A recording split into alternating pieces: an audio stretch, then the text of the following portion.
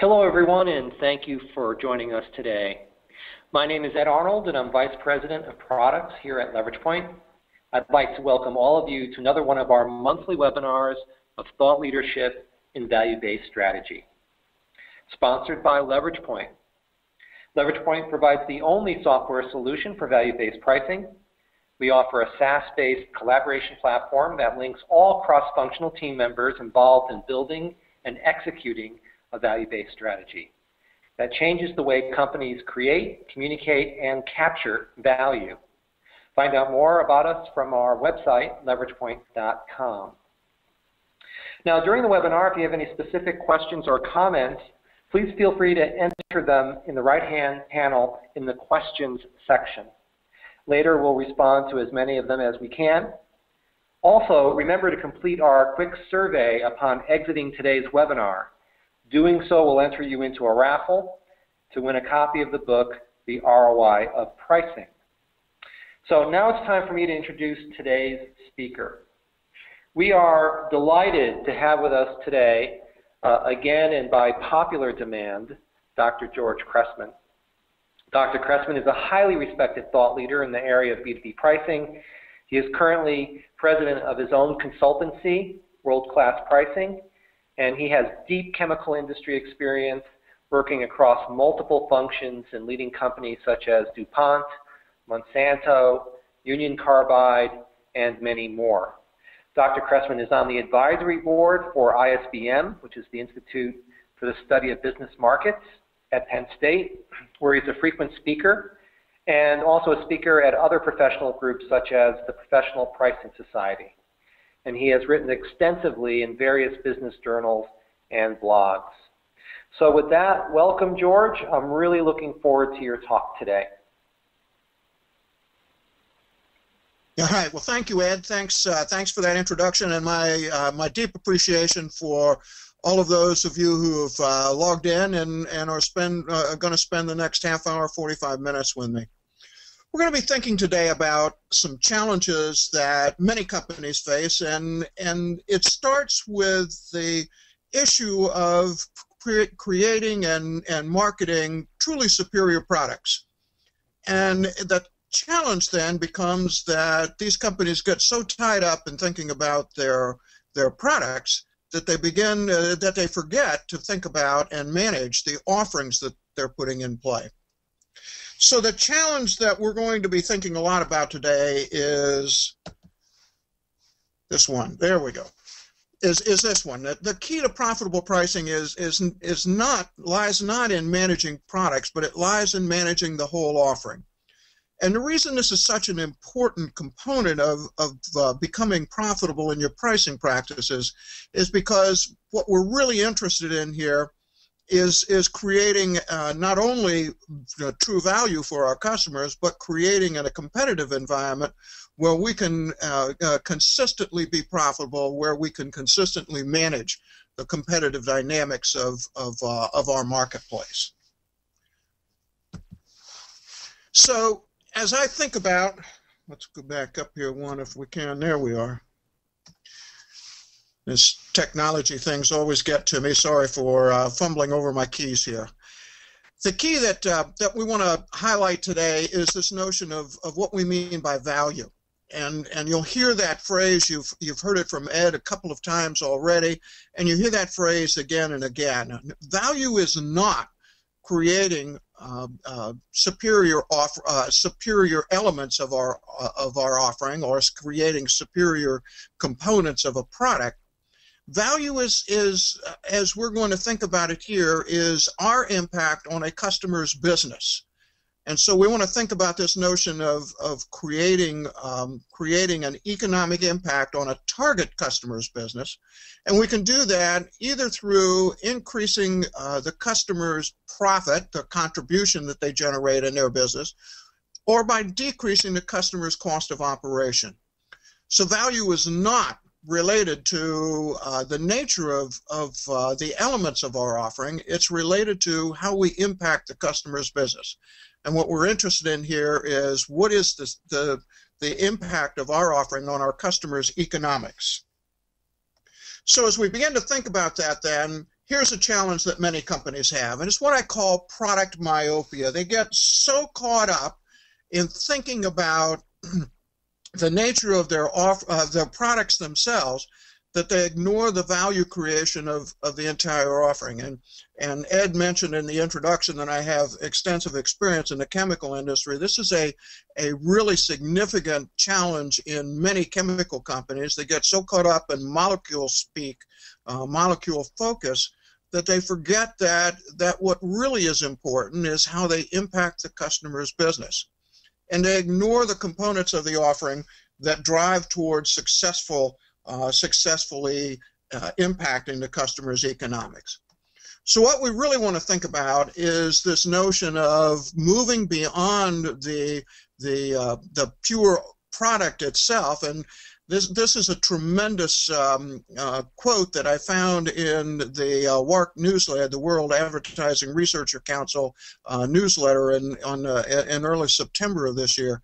And here Kimberly-Clark says, we're not going to talk about commodity products, and they define this or use the phrase a low involvement category, something that's easy for the customer to buy without thinking much of it. We're not going to talk about low involvement categories. Instead, we're going to be thinking about how our offerings impact our customers. And we don't want to use that notion of a low involvement category, because that immediately sets thinking within Kimberly-Clark as managing a more commodity-like product. We want to think about everything we sell as creating true value, truly unique value for our target customers. So what I'm going to ask you to think about is what I call moving to healthy habits. And as you notice what's on the left-hand side of this slide, what happens in so many companies is they design really terrific products and they put those into the marketplace. And then, of course, competitors, seeing a solution that works, that succeeds in the marketplace, competitors copy that. And as they copy that, price competition emerges. And customers begin to demand price concessions. And so these companies, being more product-focused, decide that the real solution, where they were successful initially, was to design better products. And that just falls back into this unsuccessful loop of competition copying, price concessions, design new products. This is a failure cycle. The problem with this is that it increases competitive intensity and often, almost always, leads to declining profitability. Instead of managing the unhealthy habit of product design, what I'm going to ask you to think about is a proactive approach that focuses more on delivering true value to target customers. So notice the starting place here is selecting customer targets. And here we're thinking about what do we have to put in place to help our target customers become more successful in their business. And as that becomes the basis for our offering design, then what we're doing is designing more and more valuable offerings. And what we do is we sell those using menu options. We'll talk more about what I mean by menu options here in a few minutes. But there's another component of this then, and that is this notion of renewing the offering. So companies that have healthy habits are constantly thinking about innovation, constantly thinking about what is the new offering, what does the new offering look like, what are we going to have to do as our customers evolve their businesses, what are we going to have to do to continue to offer things that are truly valuable to those target customers. And notice what's happening in this proactive approach is that we often create a much more manageable competitive environment. And the reason for that is that we're forcing our competitors to respond to us rather than having to respond to the competition. And this kind of solution often leads to much better profitability. So let's think about the components of these healthy habits. What are the things that we have to do in order to create those more healthy offering design habits? Well, the first is that what we're going to be thinking about and what we're going to manage is offerings, not products. Of course, products are often a key component of our offering, but we think more holistically about the entire offering, not just the product components. Second, We structure high-value offerings. We're not interested in putting in play me-too offerings, offerings that competitors can easily copy or have already introduced. We're thinking about high-value offerings, offerings that are unique in the marketplace and that deliver true value to our target customers. Finally, we manage through structuring options for customers through something that we're going to call the option menu. So let's take these three components apart and think about them individually. As we think about an offering design, what we want to think about is not just the core product, but all of those components that create value beyond the core product.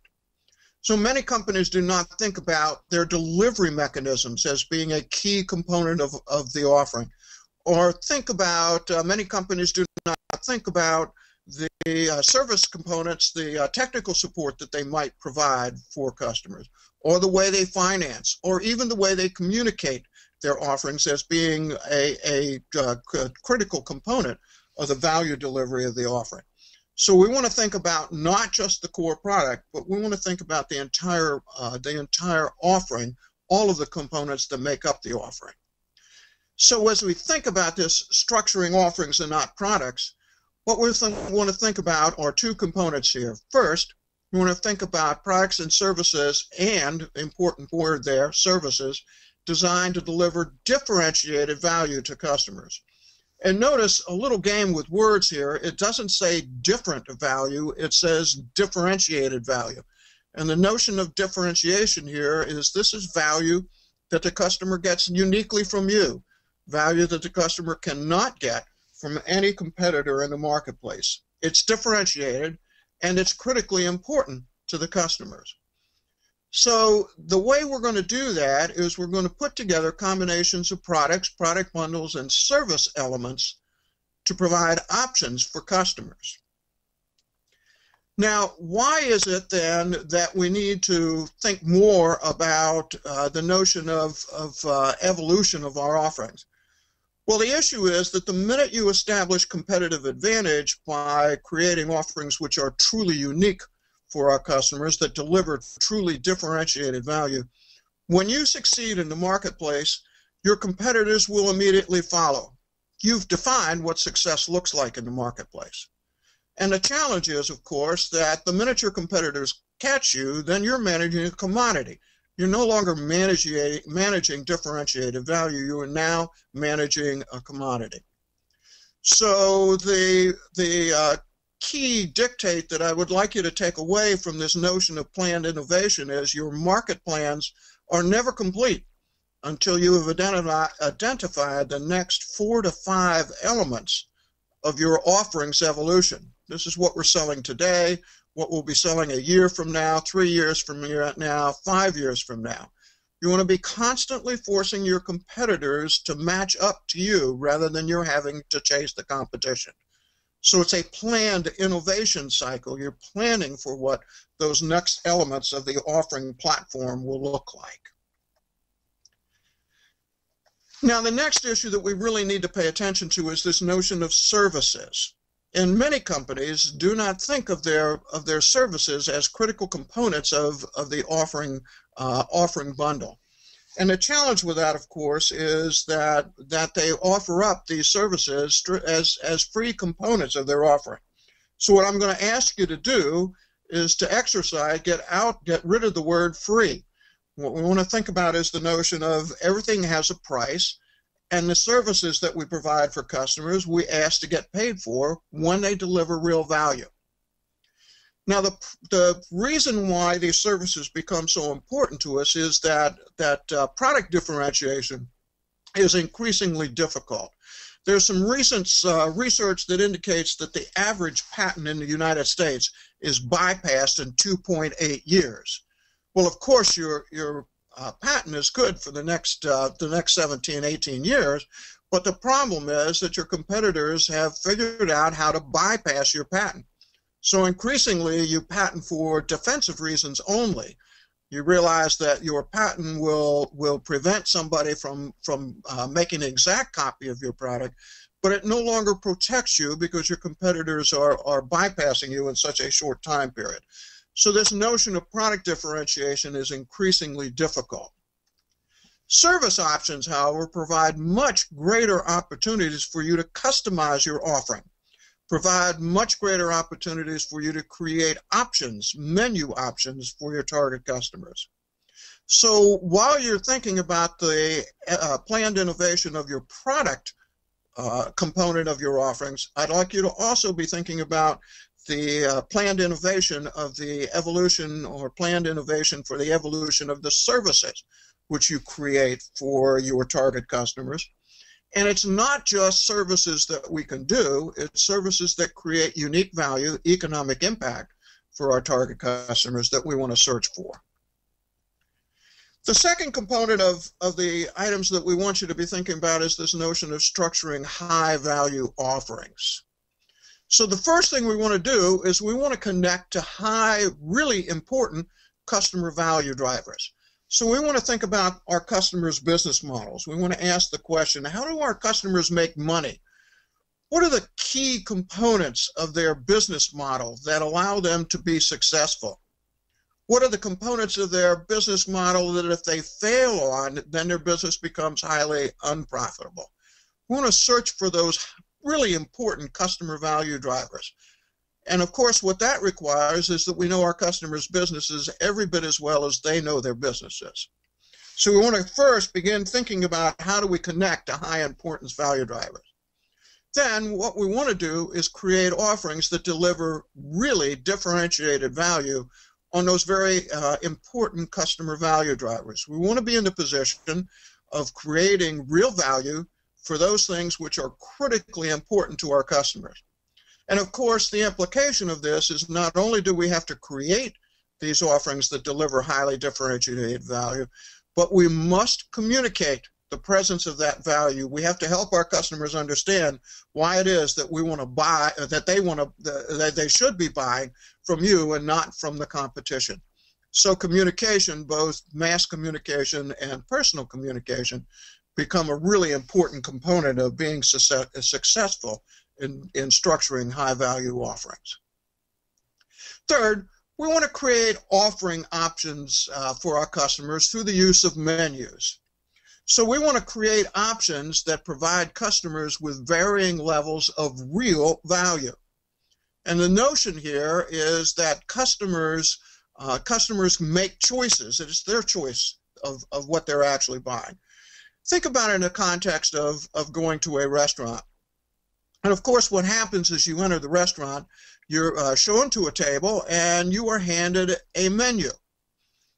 And I think all of us realize that if you want more from that menu, you're going to have to pay more. But if you want to pay less, there are choices for you there too, but you have to accept less.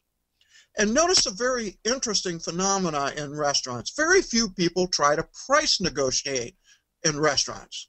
By the way, if you've never tried that, do try it sometime. It's interesting. Just be very careful who you're with. My wife gets almost indignant when I try to negotiate prices in a restaurant.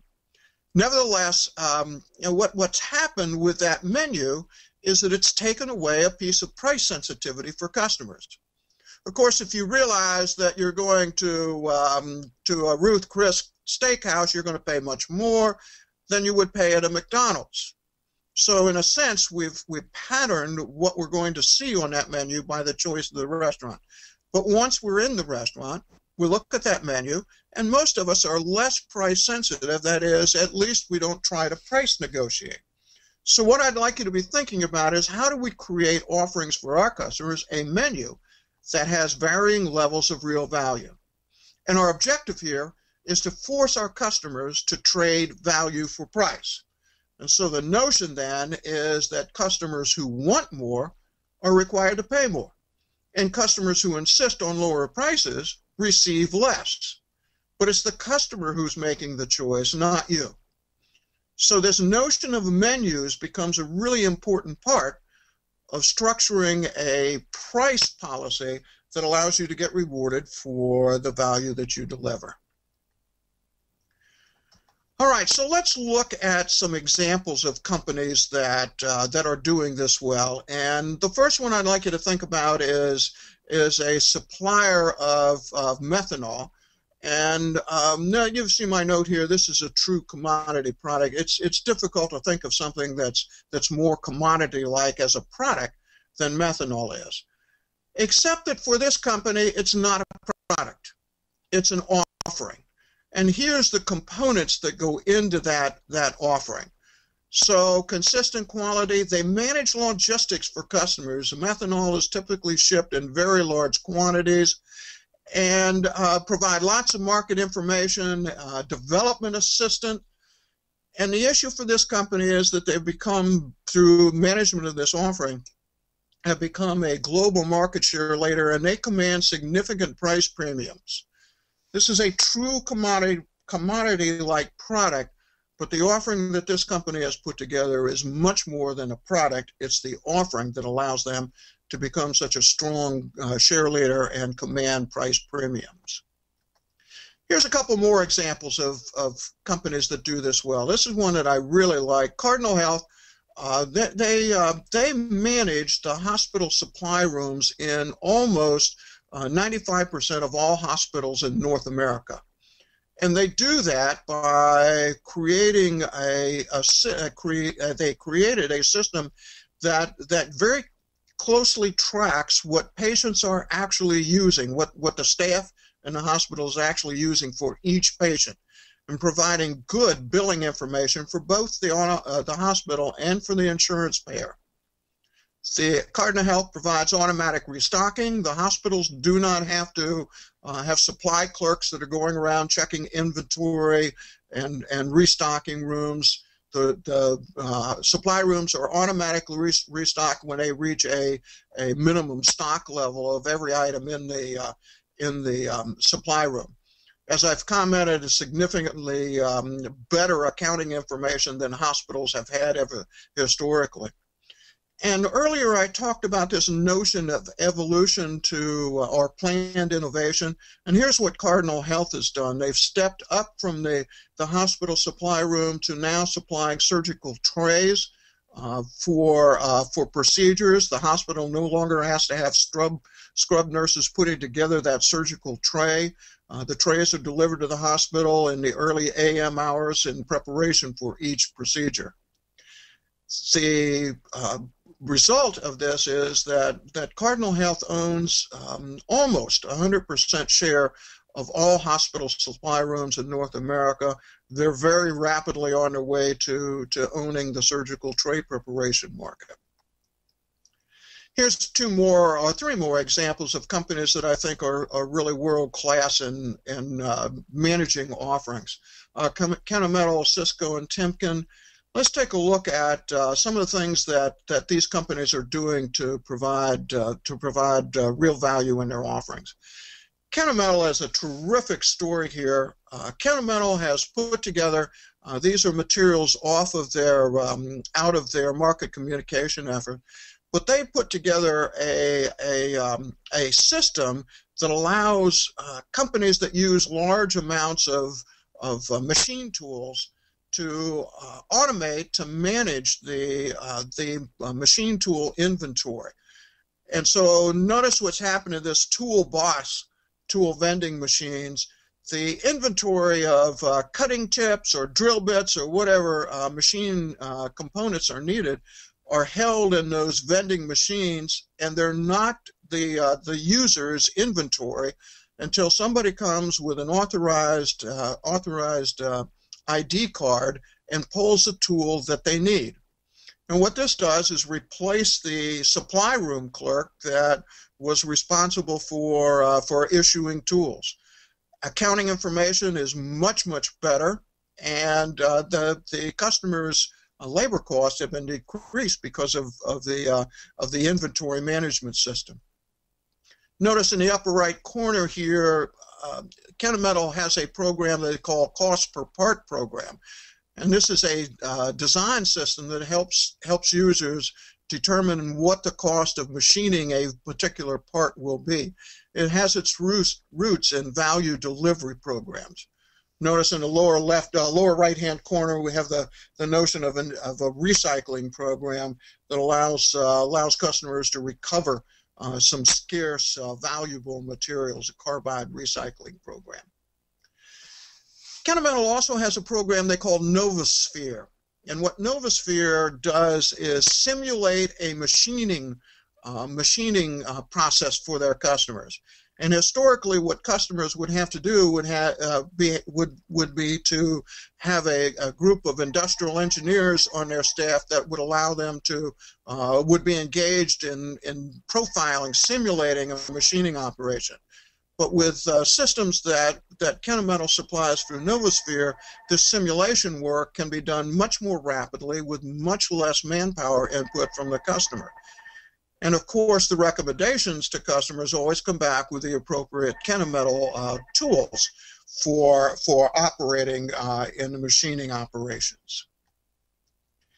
Here's Cisco. And again, materials from their market communication system. Notice in the lower left-hand corner here what Cisco provides for their key customers are product market reports that talk about what food stocks are, the status of current food stocks. These are reported every week and provide customers with information about what's out in the marketplace, any challenges, any issues that they may have in getting components. They also have, you notice in the upper right-hand corner here, they also have a chef system where chefs recommend menu options for restaurants that they can cycle in to seasonal kinds of preparation. And down in the lower right-hand corner here, you have a set of this is a particular the hash browns, but what happens with Cisco products is that they have the same green beans, the same peas and potatoes and so on that everybody else has, or every other supplier has, but theirs are much higher quality so that the yield for using Cisco products tends to be higher than it is for competitive products. Again, they're thinking options for customers and they're thinking offerings, not just the product itself. So we've highlighted several firms that are world-class at managing these offerings. What makes these firms different? Well, they consistently create and capture value through profitable pricing. Create and capture value through profitable pricing. And they do a couple of things that are really critical here. They focus on offerings. They provide offerings, not products. They quantify value delivery. It's a critical component, knowing what you're worth to customers. They quantify the value delivery. They create offering options. It's not a single offering. It's options for customers. They manage menus that are focused on options for customers that customers find truly valuable.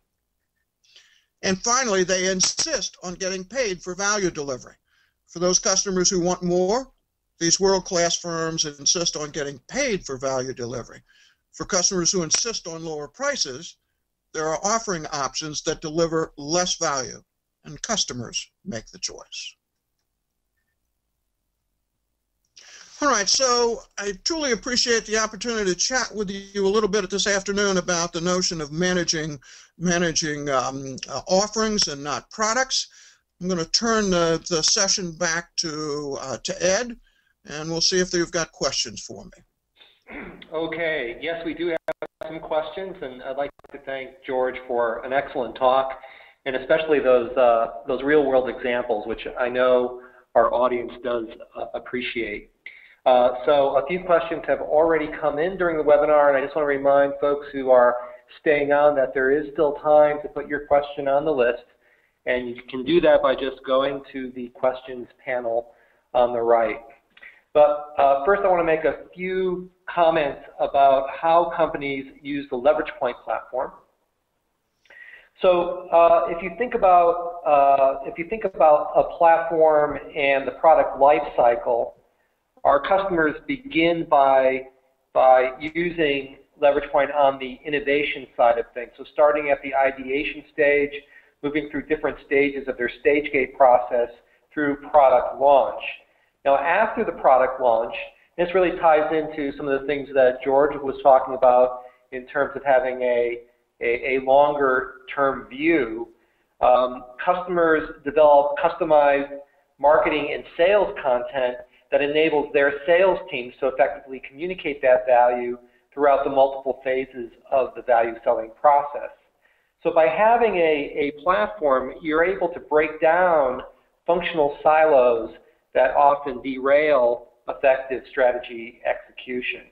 And then further, using technology to embed industry best practices leads to better decisions and actions along multiple dimensions, from better product decisions to better sales performance and so on, which all leads to the whole point of a value-based strategy, which is higher margins for your business. So thanks for listening to that. And it's time to get back to work here about the questions. So George, yeah, here's one that has come in about the change management aspect of it. And I think what the question is, you know, how do you move a company that's traditionally been, you know, thinking about products?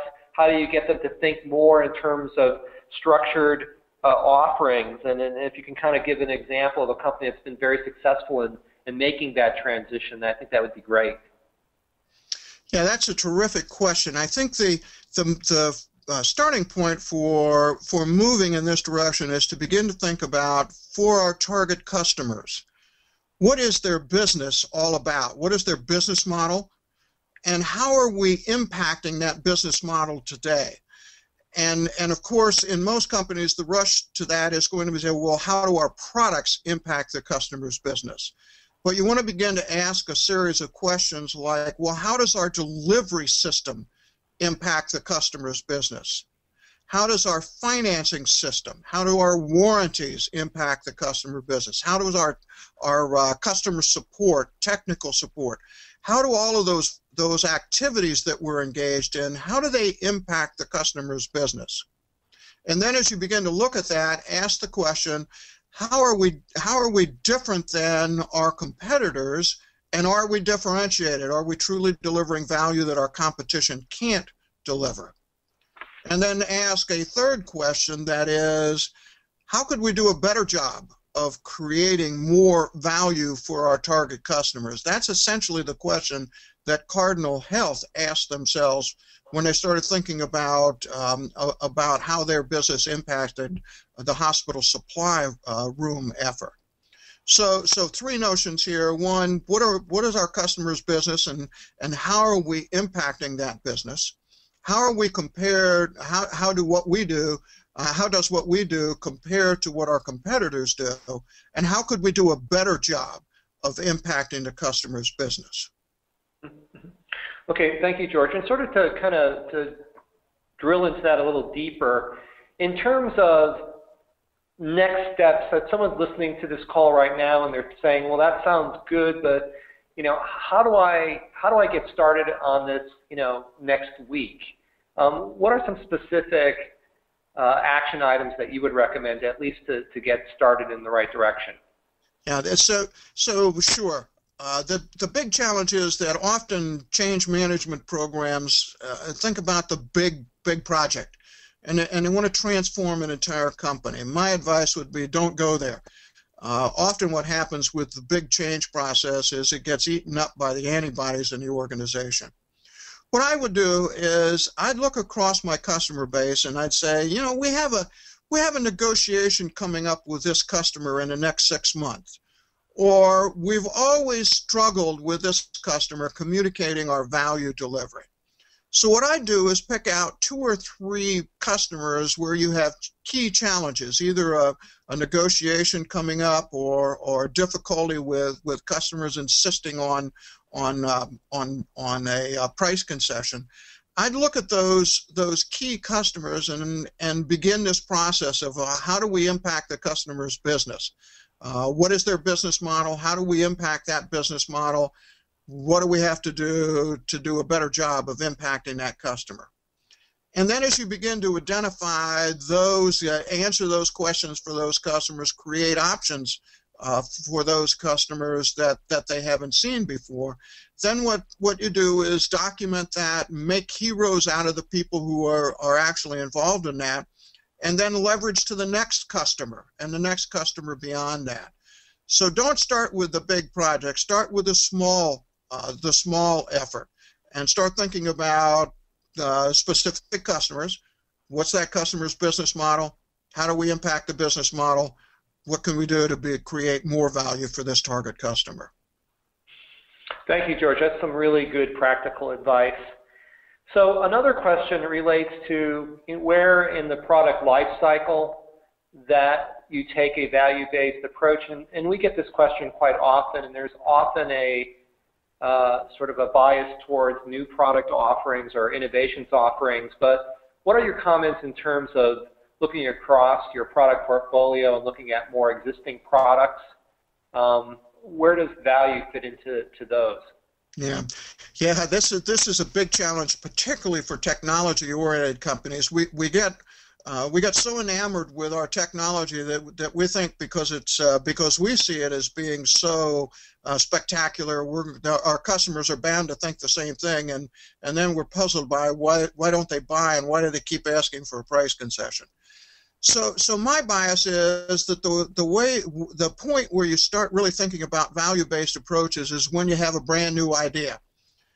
As you begin to say, there's a potential offering out there that we think is really going to be terrific, then you have to stop immediately and say, all right, who is the target customer for this offering? And then, given that I think of who the target customer is, I've identified a target customer.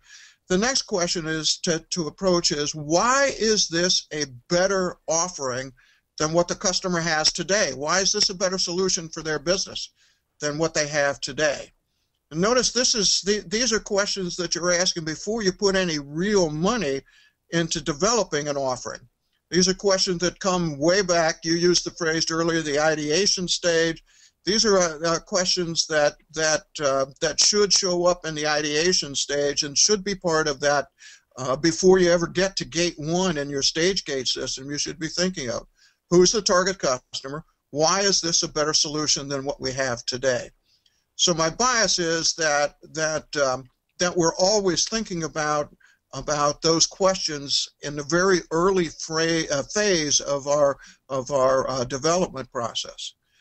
By the way, when you start thinking about targeting customers' business, understanding their business models, then the route to better solutions for customers becomes sort of second-hand nature to you. You just do it because you're saying, look, this is what the customer is doing today. Let's see what kind of ways we can find to help them do their business better and get paid for doing it. Mm-hmm. So that's great, George. But if you can talk a little bit about sort of the ongoing innovation. So you have existing products, and I think one of the things that stood out to me in your talk was about this bypass patents in just a couple of years. In our experiences, we have folks who look at quantifying value with new innovation, but then they feel that their job is done for that particular product. So I'm wondering if you could comment about your experiences and how product managers continue to think about value throughout their, product life cycle. Right. Yeah. So the issue here is that as I understand your comment, your question, it has to do with the notion of quantifying value and thinking you've won the game, and clearly value quantification is an extremely important point, but you're never done. The issue here, well, I'll use the phrase that I often use with my clients, and that is only the paranoid survive. And so this issue that becomes an issue of constantly evolving, and of course you're always looking for ways to improve the value of your offering for your target customers, and which means that your value quantification effort just goes on and on. And the reason why that is so important is back to the commodity nature of many products. The minute you establish competitive advantage, you've found a solution for customers, the minute you do that, you set yourself up to being copied by your competition, that you've demonstrated what it takes to be successful in the marketplace.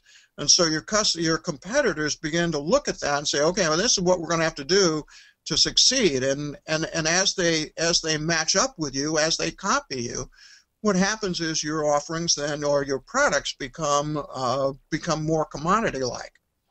So the only way you can survive is by constantly thinking about, here's where the customer business is today, here's where the customer's business is going to be tomorrow, here's what we've got to do to move with that customer and to stay ahead of our competition. So you're constantly asking the question, where are our customers headed? What would a better solution look like for this customer? And as clearly as the customer's business evolves, and clearly as you think about evolution of your offering, that value quantification changes. You're constantly looking to update it and understand where it's moving. Okay. Thank you, George. So we still have time for a couple more questions. And again, if folks want to put a question to George, please put it in the questions tab right now. So George, this is a little bit more of a technical question. When you're thinking about moving from products to structuring offerings, sometimes there's some decisions that need to be made in terms of what the right price metric is. I was wondering if you had any thoughts about, so you're throwing in services, you're thinking about solutions, you're no longer selling things by the box. How should strategists think about changing their price metrics? Sure. So the big issue here is, what is the nature of the value delivery to the customer? For example, a supplier of automotive finishes, of paints for automobiles, you might think about it as pricing per gallon, or some volume of the product.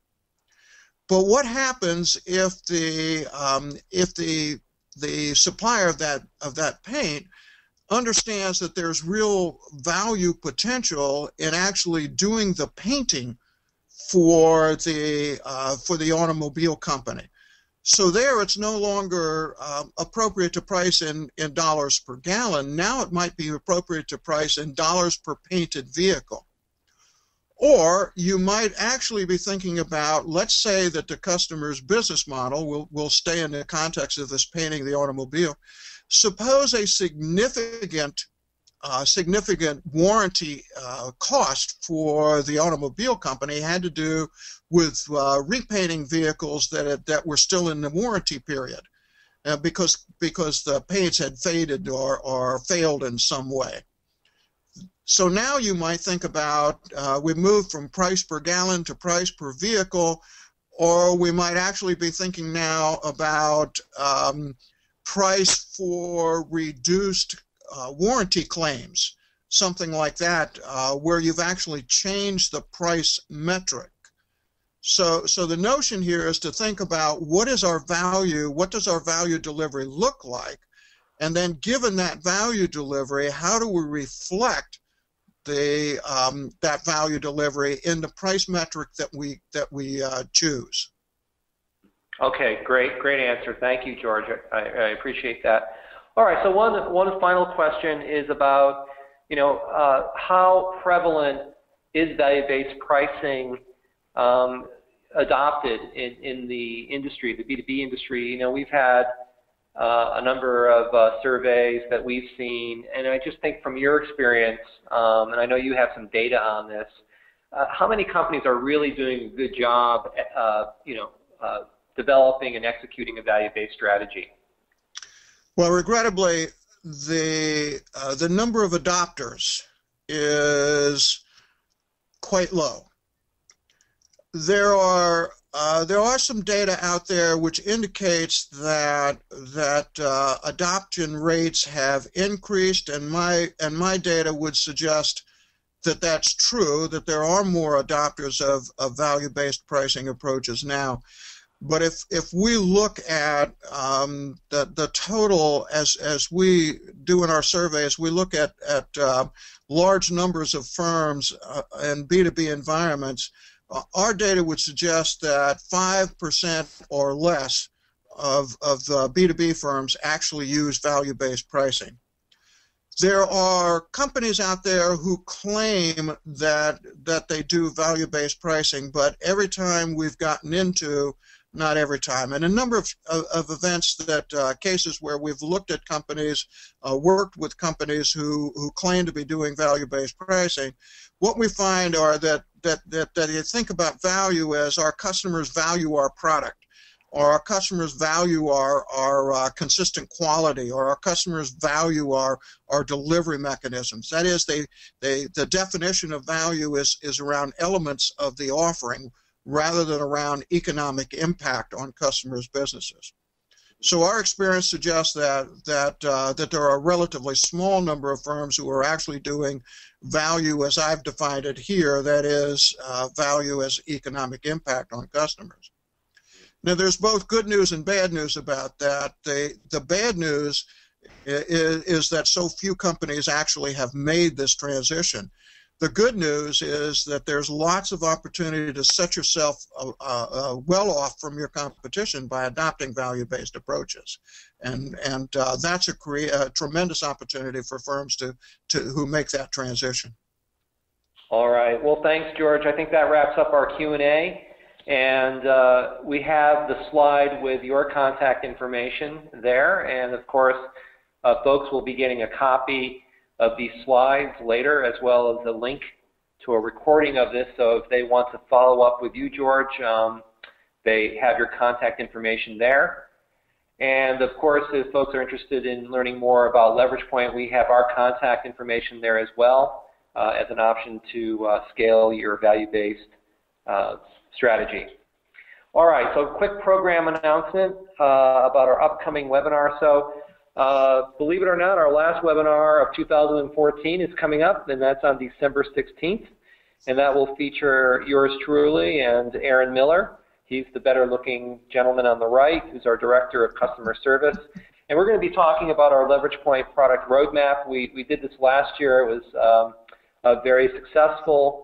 Many of you folks know that we are an agile shop, so that means that we're releasing new versions of the software on a monthly basis. And so if you're a current user of LeveragePoint or just interested in learning more about the platform, you'll get a great insider's perspective about our biggest releases of 2014, as well as some real exciting plans that we have for 2015. So an email will be going out with details about that soon.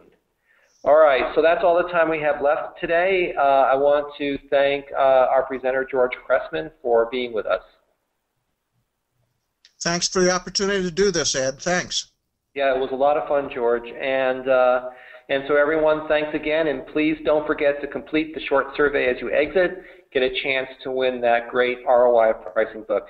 So thanks everyone for watching. We'll see you next time. Have a great Thanksgiving holiday.